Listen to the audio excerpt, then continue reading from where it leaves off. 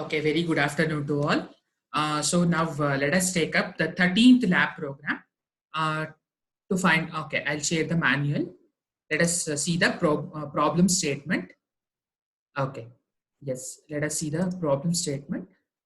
Implement structures to read, write and compute average marks and the student scoring above and below the average marks for a class of n students. That is the program statement or the problem statement they have given.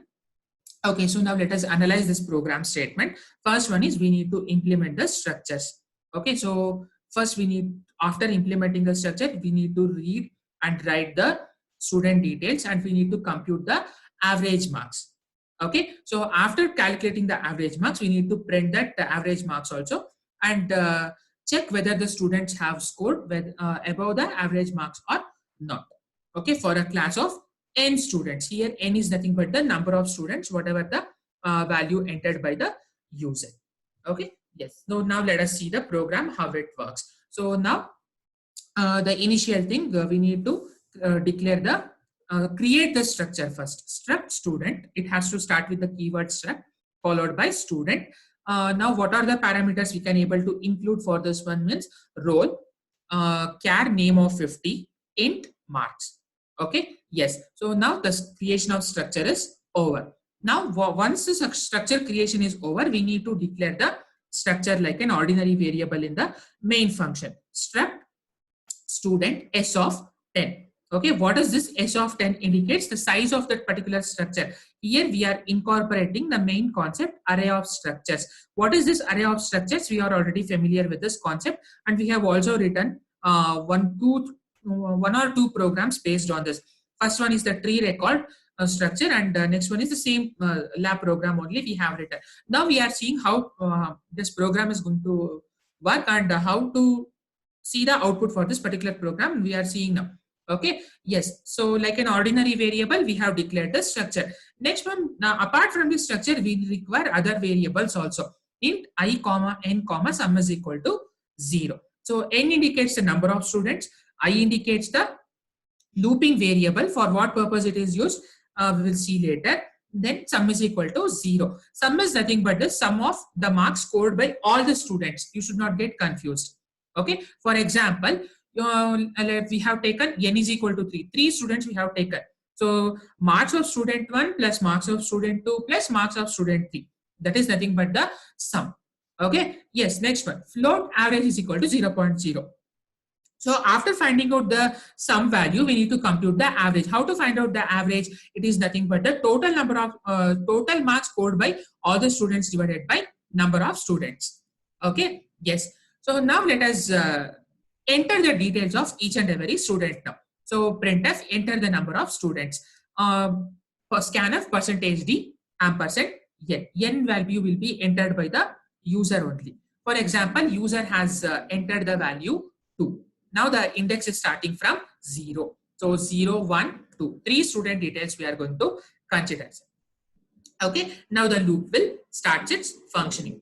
For I is equal to 0. 0 less than or equal to 2. Condition is true. Next, enter the details of the student percentage d. Student 1 actually. Okay, student 1 adu. So we don't have student 0 like that. So that's why we have taken student 1. I plus 1. 0 plus 1 is 1. So enter the roll number. So roll number of first student will be accessed where it is present in the student structure. How to access the student structure member? We are already familiar with. How to do that one? Use the dot operator or the period operator or the member operator. Okay. So as it is present in the array of structure, that's why we need to use s of I. Okay. Yes. Next one. Enter the name also. Roll number is over. Enter the name. Similarly, enter the total marks. This is we are doing with respect to the student 1. Next one, I gets once again incremented. Student 2 details we are going to enter. I gets incremented. Student 3 details we are going to increment. So finish its execution. So after this, find out the total marks of all the students. Okay, sum is equal to sum plus s of I dot marks. So this code snippet is very much similar to the finding the sum of elements present in an array. That program we have already seen in the third module. The same code snippet has to be followed here also.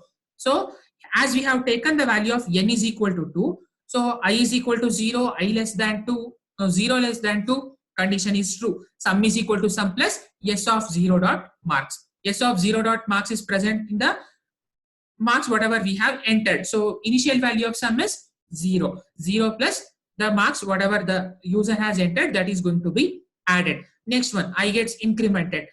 Marks of the first student is going to be added with the sum. Next, I gets incremented. Marks of the second student is going to be added with the sum.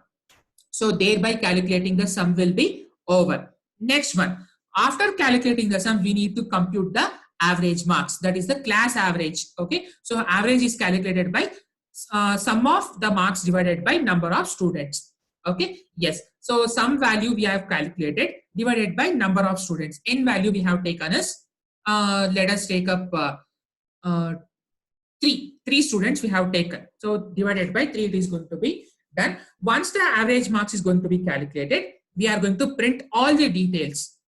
Okay. Yes. So if you want, as we are making our the result to display in the table format, so that's why we have made use of this particular symbol. Don't get confused. Okay. Yes. Next one. Now let us print all the details whatever we have calculated.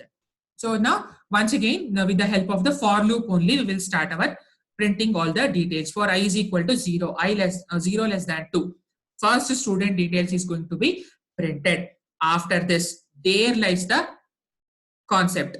If s of 0 dot marks, the student 1 marks, if it is greater than or equal to the class average, if the condition is true, then it is going to print yes, otherwise no. Similarly for student 1 and similarly for student 2. Once I gets incremented to 3, 3 less than 2, the for loop stops its execution, and now we are done with printing all the student details.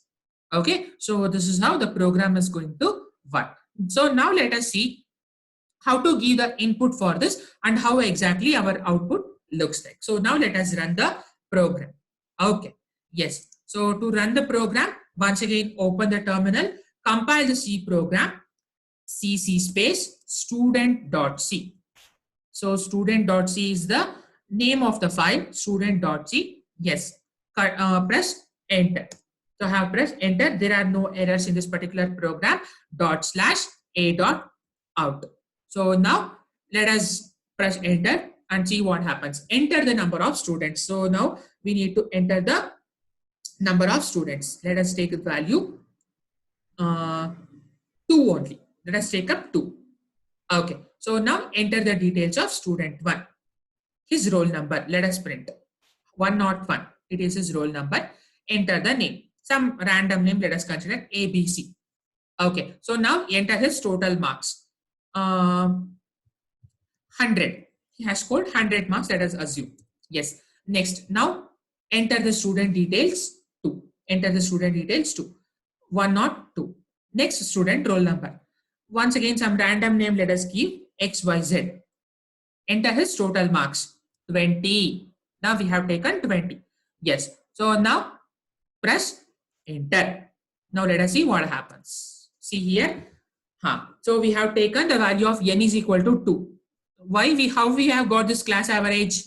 Let us see. So 100 plus 20, 120. What is the value of n? It is 2. 120 divided by 2 is 60. That is your class average. Now this is going to be get compared with the marks is going to be compared with the class average. That is s of 0 is going to be compared. That is 100 is going to be compared with the class average. 100 greater than or equal to 60, condition is absolutely true. So that's why student ABC with roll number who has scored 100 is having the above average marks. Next one, student with roll number 2 whose name is XYZ, his total marks is 20. So 20 is greater than or equal to 60, condition is absolutely false. So that's why it is no. So this is how your program is going to look like. Okay. Yes. So this is regarding the output for the 13th program, that is your structures. Okay. So let us see one more output for this one. Let us increase the value of n. Once again, we will run our program. Enter the number of students. Let us take up 5. 5 student details. Let us print 111. Enter the name. Okay. So now let us give some names. Michael. Total marks 120. Next, enter the student details in the similar fashion. 112. Johnson. 150. He has scored 150. Next one. One more roll number.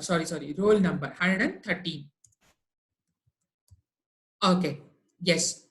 His total marks maybe around 90, 80 he has scored. Next one. Enter the details for the student 4. Name of the roll number. It is 114. Name. Okay, his marks is around 90. Let us take up. Student 5. Once again. Okay. 115. So now let us enter his marks to be around 10. Okay. Now, once after all the entering the student details, we need to print the details now. And upon printing the details, it is going to check whether the student has scored above the class average marks or not. So now let us see how it exactly happened.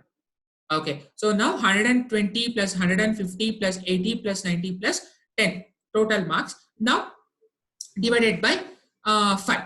So that is going to be your class average. So now it is going to be compared with the marks scored by the individual student. So now after this only we are going to obtain the result in the tabular format like this. So now press enter.